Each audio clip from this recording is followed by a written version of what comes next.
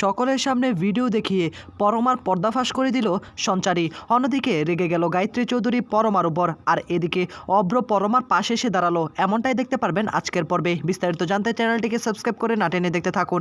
এদিকে পরমা নিচে এসে সকলের সামনে বলে ওঠে, মা আপনার ঘর থেকে সঞ্চারী গহনা চুরি করতে গিয়ে আমার হাতে নাতে ধরা পড়ে গিয়েছে। আমি সঞ্চারীকে অনেকবার বোঝানোর চেষ্টা করেছি গয়নাগুলো যেতে জায়গা মতো রেখে দেয়, কিন্তু সে আমার কথা শোনেনি। সে গহনাগুলো লুকিয়ে রেখেছে। আমি এই জিনিসটা কোনো দিনই সবার সামনে আনতাম না। এই লজ্জাজনক বিষয়টাকে শুধুমাত্র এনেছি সুদীপার কথা চিন্তা করে। বাড়ি থেকে কোনো হারানো গেলে, আর তার মধ্যে গয়না যদি হারানো যায়, নিশ্চয়ই সুদীপা না হয় ওর পিসিকে দোষারোপ করা হবে। আর সেই জন্যই সকলের সামনে আমি বলতে বাধ্য হচ্ছি, সঞ্চারী গয়না চুরি করেছে, আর সঞ্চারীর হাতেই সে গয়নাগুলো রয়েছে। এই কথাগুলো শুনে সঞ্চারী ভীষণই অবাক হয়ে যায়। মুখে এই কথাগুলো শোনার পর তখনই গায়ত্রী সঞ্চারীর কাছে আসে এবং এসেই বলে, কি ব্যাপার, কথা কি কানে যায় না? গহনাগুলো দাও আমাকে, কোথায় রেখেছো গয়না? সঞ্চারী তখন বলে, বিশ্বাস করুন বর্মা, আমি কিচ্ছু করিনি, গয়না আমার হাতে নেই। তখনই আবার গায়ত্রী বলে ওঠে, আমাকে তুমি বাধ্য করো না রাগানোর জন্য। আমি কিন্তু রেগে গেলে কি কি করতে পারি তোমার কিন্তু ধারণা নেই। আর আমার বড়মা নিশ্চয়ই মিথ্যে কথা বলবে না, সত্যি কথাই বলবে। গয়নাগুলো কোথায় রেখেছো সেগুলো এক্ষুনি বের করে দাও। এদিকে তখনই গায়ত্রীর কথা শুনে সঞ্চারী তার হাতে থাকা সমস্ত গয়নাগুলোকে বের করে গায়ত্রীর হাতে তুলে দেয়। আর এই সব কিছু দেখে পরিবারের সকলেই ভীষণই অবাক হয়ে তাকিয়ে থাকে। তখনই আদিত্যের মা বলে, ছি, এরকম একটা কাজ করতে পারলে তুমি সঞ্চারী? শেষ পর্যন্ত তুমি গয়না চুরি করলে। এটা তো একটু পরেই সুদীপার ওপর দোষ চাপাতো। সঞ্চারীর স্বামী তখন বড়মার কাছে এসে হাত জোর করে ক্ষমা চায়। ও ভুল করেছে, ক্ষমা করে দিন। এদিকে তখনই সঞ্চারী বলে, আমি কিচ্ছু ভুল করিনি। আমি কি ভুল করেছি? কোনো ভুলই আমি করিনি। এই পরিবারে তোমাকে ঠকানো হচ্ছে, তোমাকে কেউ কোনো কিছুই দিচ্ছে না। আদিত্যের বাবা তখন বলে, তোমার ভুল হয়, তুমি গয়না চুরি করেছো, এটা কোনো ভুল নয়। চুরি করে আবার বড় বড় কথা বলছো।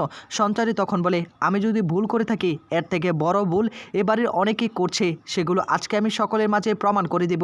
ঠিক সেই মুহূর্তে সেখানে চলে আসে সুদীপা এবং আদিত্য।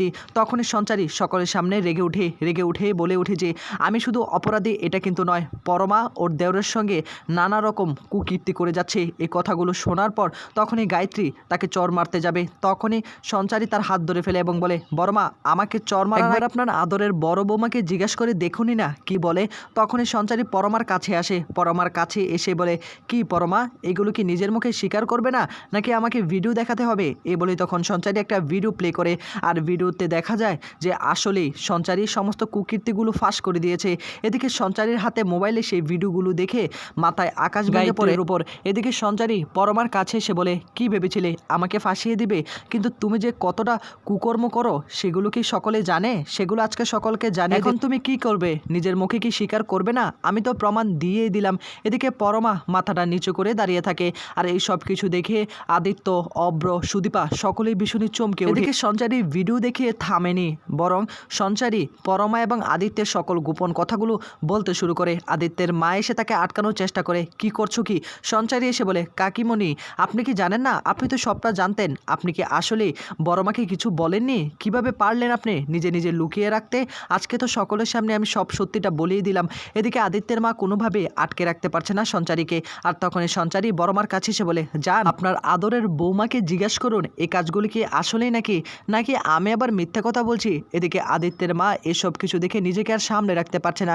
একদিকে আদিত্যের মা লজ্জায় মুখ দেখাতে পারছে না, অন্যদিকে গায়ত্রী তখন পরমার কাছে এসে এবং বলে, কি ব্যাপার পরমা, তুমি চুপ করে রয়েছো কেন? সঞ্চারী যা বলছে এটা কি সত্যি নাকি মিথ্যে কথা?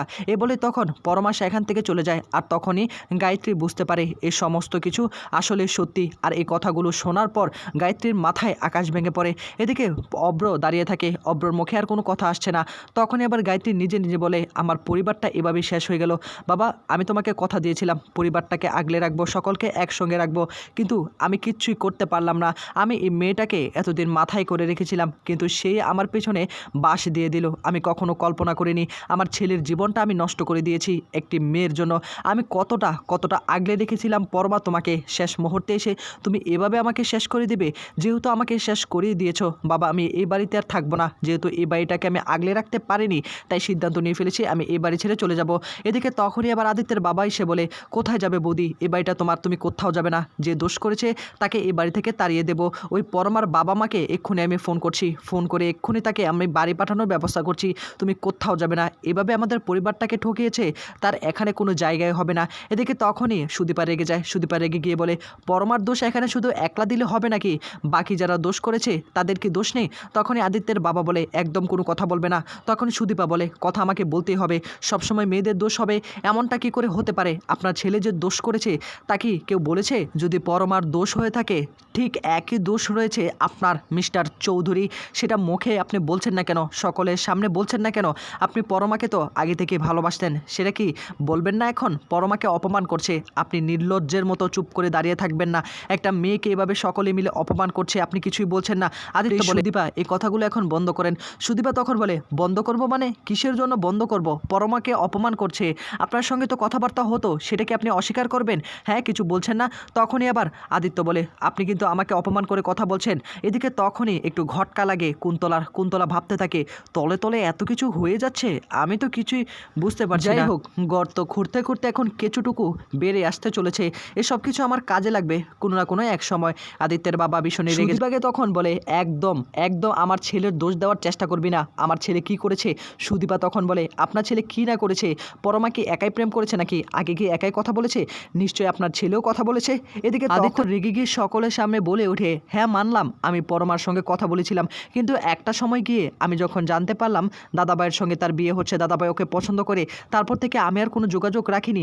বাড়িতে এসেই দেখতাম তাদের হলুদ সন্ধ্যা হচ্ছে, বাড়ির সকলে আনন্দ করছে, আমি কি করে সকলের সামনে কথাটা বলতাম? আর পরমা তো নিজেই বিয়েতে রাজি হয়েছে, তা আমি এখানে আর কি করব? কিছুই তো করার নেই, তাই না? আমি কিছুই করতে পারি না। এদিকে তখনই রূপা এসে বলে, মামা জানো, এই মহিলা আমাকে টানতে টানতে নিয়ে এসেছে আমাকে নিয়ে যাওয়ার জন্য। এদিকে রূপা এসে বলে, ও তো আমাদের ঘরে গিয়েছিল শুধুমাত্র গান শোনার জন্য, আর সেখানে তো সকলেই ছিল, ওকে কেন দোষারোপ করা হচ্ছে? এ বলে তখন সুদীপাও বলে, হ্যাঁ পরমা গিয়েছিল রূপার গান শোনার জন্য আর কিছুর জন্য, আর সেখানে কিন্তু মিস্টার চৌধুরী ছিল না। এদিকে রূপা তখন পরমার কাছে এসে তাকে জড়িয়ে ধরে, আর পরমা বলে, হ্যাঁ আমি গান শোনার জন্যই গিয়েছিলাম, গানটা আমার বড্ড টান লেগেছিল। তখনই কুন্তলা বলে, পরমা রূপার গান শুনতে গিয়েছিল, ব্যাপারটাকে কিছুই তো বুঝতে পারছি না, ওর তো বাবা মা রয়েছে, না কোথাও তো একটা ঘটকা রয়েছে, আমাকে আরেকটু ভাবতে হবে। রূপা তখনই পরমাকে জড়িয়ে ধরে ফেলে। এদিকে তখনই সুদীপা অব্রর কাছে এসে বলে, দাদা তুই কি দাঁড়িয়ে থাকবি, কিচ্ছু বলবি না? পরমাকে এভাবে অপমান করে কথা বলছে, এভাবে তুই নিশ্চুপ হয়ে থাকবি? পরমা কিন্তু তোর স্ত্রী, এখন কিন্তু তোকেই সবটা করতে হবে। এদিকে তখনই আবার বড়মা বলে, আমার কপালটাই পুড়ে গেল, আমার ছেলের কপালটাও আমি শেষ করে দিলাম। তখনই অব্র বলে, না মা, কিচ্ছু শেষ হয়নি, তুমি যা করেছো একদম ঠিকঠাকই করেছো। অব্র তখন সকলের সামনে বলে ওঠে, এই ভিডিওতে যা দেখানো হচ্ছে সম্পূর্ণটাই বানোয়াট, আসলে সেই রাতে আমিও সেখানে ছিলাম। কি সঞ্চারী, আমি কি সেখানে ছিলাম না? আমাকে বাদ দেওয়া হয়েছে। আর হ্যাঁ, পরমার সমস্ত বিষয় আমি জানতাম, আমি সেদিন রাতেই সমস্তটা জানতে পারি পরমার মুখ থেকে। আর আমি পরমাকে বলেছিলাম এই কথাগুলো থাকার জন্য, অতীতে অনেক কিছুই থাকতে পারে, আর সেগুলো আমি ভুলে গিয়ে নতুন করে শুরু করতে চেয়েছিলাম। হ্যাঁ, আমি অনেক নিয়মকানুন মানিনি, না মেনে আমি বাড়ি ছেড়ে চলে গিয়েছিলাম আমার একটা কাজের জন্য। এদিকে পরমা সেখান থেকে চলে গেলে তখন অব্র তার হাত টেনে ধরে এবং তার পাশে এসে দাঁড়ায়। আর অব্র তখন সকলের সামনে বলে ওঠে, আমি এইসব কিছু কোনোভাবেই মেনে নিতে পারবো না, আসলে পরমার কোনো দোষ নেই এখানে, আগে যা হয়েছিল সেগুলো আমি নিজেই ভুলে গিয়েছি, অতীতকে ক্ষমা করে দিয়ে আমি নতুন করে সব কিছু শুরু করে দিয়েছি। অব্রের মুখে এই কথাগুলো শুনে পরমা তো ভীষণই অবাক হয়ে যায়, পরমা তো এমন কোনো কথাই বলেনি। অব্র সকলের সামনে বলে ওঠে, আমি এই কথাগুলো কি করে বলতাম? হ্যাঁ, আমি তো পরমাকে আসলে ভালোবাসতাম, আর সেই থেকে তো আমি কাউকে বলতাম না আমাদের মাঝে কি হচ্ছে না হচ্ছে, সেটা কি সকলের সামনে বলতে হবে নাকি? হ্যাঁ, সেটা আজকে যেহেতু সকলের সামনে উঠে পড়েছে, তাই আজকে এই কথাগুলো বলতে আমি বাধ্যই হয়েছিলাম। আমি সবটা জেনেই, আমি সবটা শুনে সব কিছু মেনে নিয়েছিলাম। এদিকে তখনই এই কথাগুলো শুনে বড়মার মাথায় আবারও আকাশ ভেঙে পড়ে। তখনই আদিত্য এসে বড়মার কাছে হাত জোর করে ক্ষমা চায় সব কিছুর জন্য। প্লিজ বড়মা, আমাকে ক্ষমা করে দিন, আমাকে ক্ষমা করে দিন। গায়ত্রী তখন তাদেরকে ক্ষমা করে দেয়, আর তখনই সে ভণ্ড অর্থাৎ কুন্তলা বলে ওঠে, মাফ করে দেওয়াই উচিত হবে, ক্ষমা করে দাও মা, ক্ষমা করে দাও সকলের সামনে। তখনই আদিত্য বলে ওঠে, আর হ্যাঁ একটা কথা, এই মহিলা কোথাও যাবে না, যতদিন না সুদীপা বলছে এই মহিলা এই বাড়িতেই থাকবে। এদিকে গায়ত্রী ওপরে চলে যাচ্ছে, আর তখনই আবার তাকে ইন্দিরা ধরে। তখনই ইন্দিরা বলে, কোথায় যাচ্ছ দিদি? তখনই আবার বড়মা অর্থাৎ গায়ত্রী বলে, যেখানে যাওয়া সেখানে যাচ্ছি, সকলেই যে যার মতো ক্ষমা করে দিচ্ছে, আমার এখানে কোনো দাম আছে নাকি? এ বলে তখন ওপরে চলে যায়। আর এদিকে সঞ্চারীর হাতে সে গয়নার হারটা তুলে দেয়, অর্থাৎ সঞ্চারীকে গয়নাটা দিয়ে দেয় গায়ত্রী চৌধুরী। এই গয়নার জন্যই তো এত কিছু হয়েছে। তো বন্ধুরা, এই ছিল আপডেট, নেক্সট আপডেট পেতে সাবস্ক্রাইব করে রাখুন।